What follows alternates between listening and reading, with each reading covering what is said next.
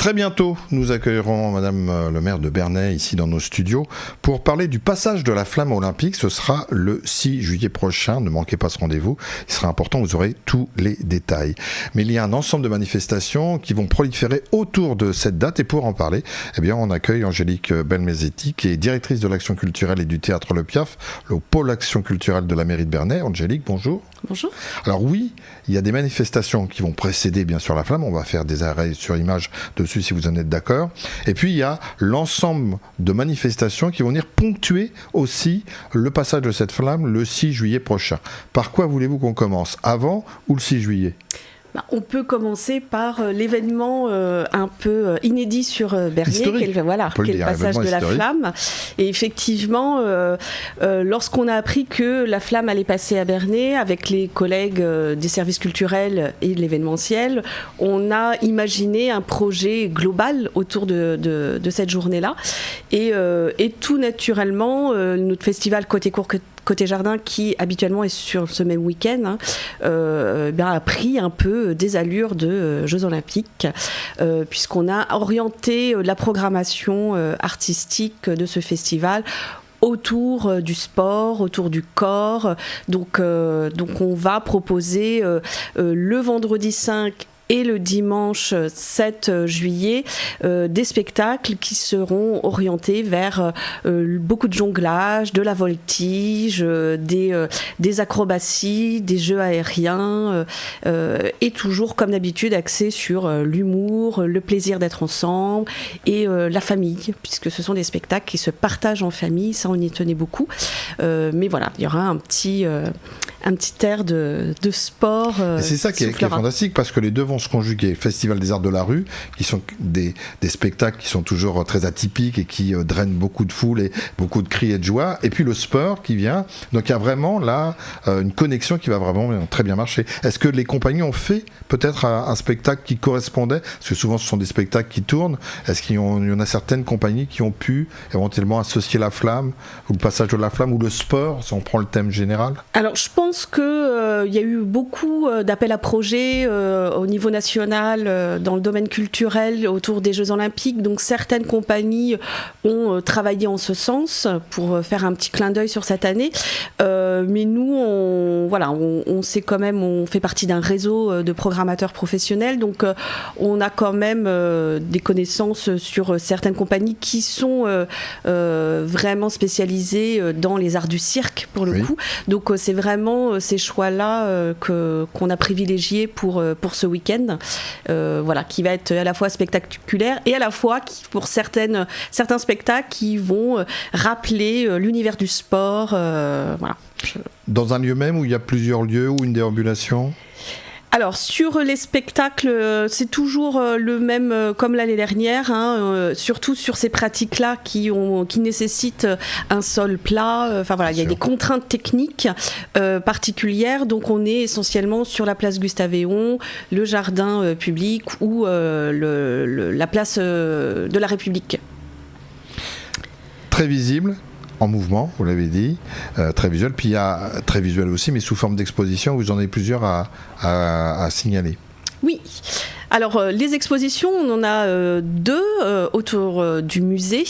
Donc la première qui est l'occasion de la réouverture du musée. Le musée a une ouverture tout public du 2 mai à fin septembre, puisque le reste du temps il est réservé aux scolaires.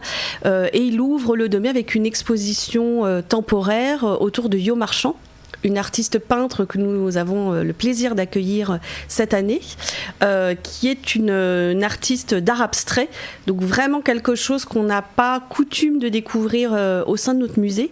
D'ailleurs, musée qui se fait un petit peu peau neuve sur cette nouvelle saison, puisque dorénavant, chaque année, il y aura au rez-de-chaussée une grande exposition temporaire et à l'étage, les collections permanentes, mais qui pour cette fois ont été elles aussi revisitées, puisque l'équipe va proposer un nouveau parcours de découverte de nos collections permanentes pour justement changer un petit peu le regard qu'on peut avoir sur nos œuvres du musée et voilà, avec une lumière différente, un accrochage différent et qui va un peu surprendre, je l'espère, les visiteurs cette année.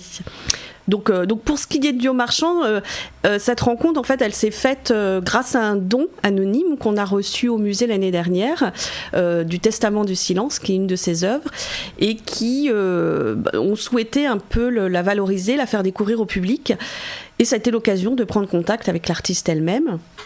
Et que ça a été une rencontre très riche, très chouette. Et voilà, on a cette collaboration va prendre forme et on aura plaisir à faire découvrir au public cette belle exposition contemplative, je dirais, puisque c'est vraiment quelque chose de particulier à découvrir à partir du 2 mai.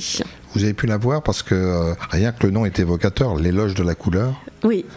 Vous avez pu avoir l'occasion de voir quelques présentations ou pas ? Alors oui, parce qu'on est allé la rencontrer chez elle dans son atelier à Paris.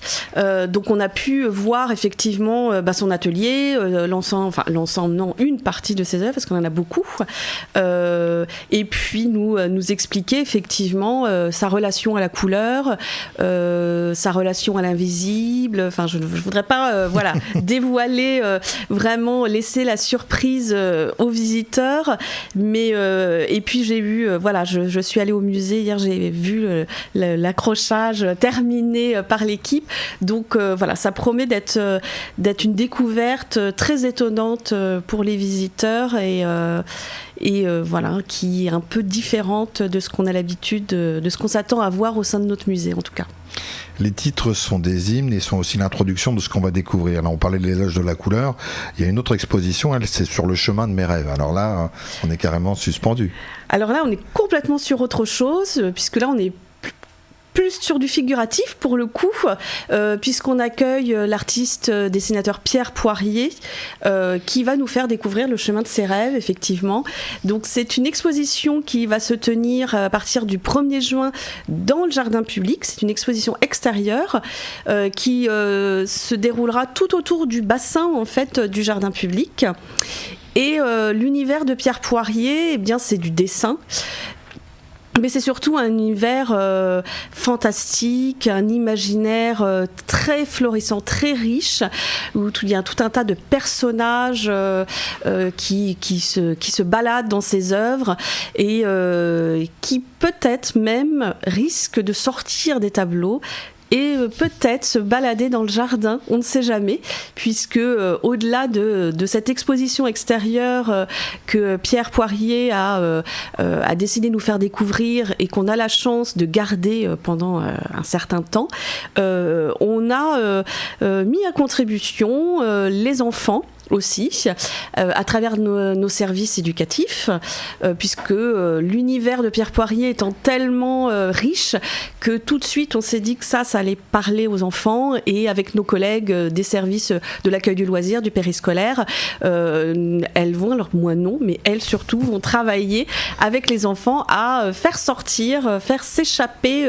des dessins quelques bestioles et personnages qu'on pourrait effectivement retrouver d'ici et là dans le jardin public. Donc c'est vraiment un chemin à parcourir et un chemin plein de surprises à découvrir aussi. Mais c'est bien, sensibilisation au plus jeune âge pour découvrir des univers, et ça souvent ça génère parfois des professions, des passions, c'est hyper intéressant. Ça se passe notamment pendant le parcours de la flamme. On aura l'occasion d'y revenir avec Madame le maire. Encore un mot, il nous reste peu de temps sur quelque chose qui va se passer un peu avant et qui va se terminer avant le passage de la flamme, c'est Bernay en Seine. Oui. Alors Bernay en Seine, c'est ce qui clôture notre saison culturelle au Piaf. À l'issue de notre saison culturelle, qui est plutôt une programmation professionnelle, pendant un mois, la place est donnée aux amateurs et le Piaf, avec toute son équipe technique, accompagne et accueille de manière professionnelle les associations culturelles qui veulent se produire sur scène.